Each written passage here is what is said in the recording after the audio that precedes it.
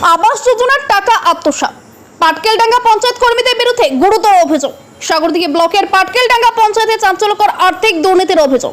গৌরীপুর ও হালিমবাগ এলাকার এক বিধবা মহিলা জ্যোৎস্নারা বিবির দাবি তাকে মৃত স্বামী মোস্তফা বিবির নামে অনুমোদিত আবাস যোজনার টাকা অন্য একজনের অ্যাকাউন্টে ট্রান্সফার করে আত্মসাৎ করা হয়েছে। অভিযোগ উঠেছে পাটকেলডাঙ্গা পঞ্চায়েতের এক্সিকিউটিভ অফিসার শাকিলুর রহমান এবং জিআরএস মতিউর রহমান যৌথভাবে এই অনিয়ম ঘটিয়েছে। একই নামধারী ইসলামপুর গ্রামের এক ব্যক্তির অ্যাকাউন্টে সরকারি টাকা পৌঁছে দেওয়ার অভিযোগ তুলেছেন ওই বিধবা মহিলা। জ্যোৎস্নারা বিবির কথায়, আমি ভিক্ষা করে সন্তানদের পেট চালাই, স্বামী মারা যাওয়ার পর এই ঘরে ছিল একমাত্র ভরসা, সেটাও লুটে নিল পঞ্চায়েত। এই ঘটনা ইতিমধ্যে সাগরদিঘি বিডিও অফিসে লিখিত অভিযোগ জমা পড়েছে। প্রশাসনের পক্ষ থেকে প্রাথমিক তদন্ত শুরু হয়েছে।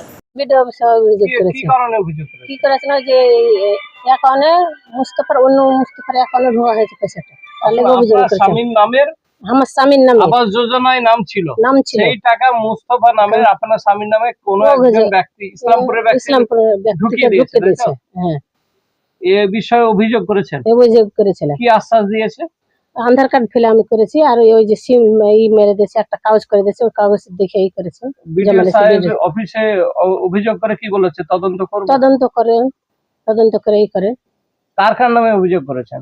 মতিউর রহমান আর সাকিবুর রহমান, পঞ্চায়েতের এক্সিকিউটিভ। তিনারাই এই জড়িত আছে। আমি তো নিহতি গরিব, দেখতে পেয়েছেন আমার কিছুই নাই। আমার ছোট ছোট সব নাবালক, আমি 5 গ্রাম করে নিয়ে এসে আমি খাই, তাছাড়া আমার কিছুই নাই অর্থ। আমি মেয়ে ছেলেরাকে পড়াই, তো আমি চেয়ে নিয়ে এসে পড়াই, আমার কিছুই নাই যে করবো অর্থ। আমি একটা 6 মাসের ছেলে আমি দিয়ে দিয়েছি, বুঝতে পারছিলাম না, তাই সিজার হয়েছে, ওরা খরচা মরচা দিয়ে ওরা কি দিয়ে দিয়েছি। আমি এর থেকে আর গরিব কিছুই নেই। গ্রামে এক অমানবিক ঘটনা ঘটেছে, কি বলবেন?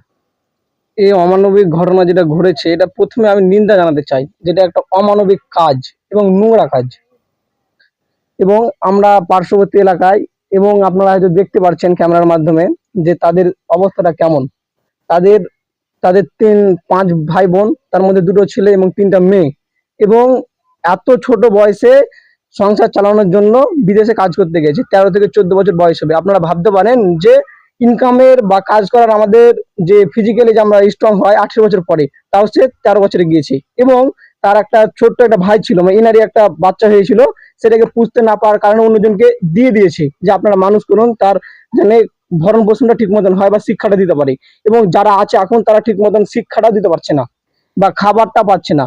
তো তাদের বাড়ি নেই, সরকার ইনভেস্টিগেশন করে নিয়ে গেছে এবং তারা পাওয়ার যোগ্য এবং তারা পেতেও, কিন্তু পঞ্চায়েতে যারা যারা দায়িত্ববান ব্যক্তি আছেন বা এইসব কাজগুলো যারা হ্যান্ডেল করেন, তারা দুর্নীতির সঙ্গে যুক্ত হয়ে তাদেরকে ঠকানো হয়েছে।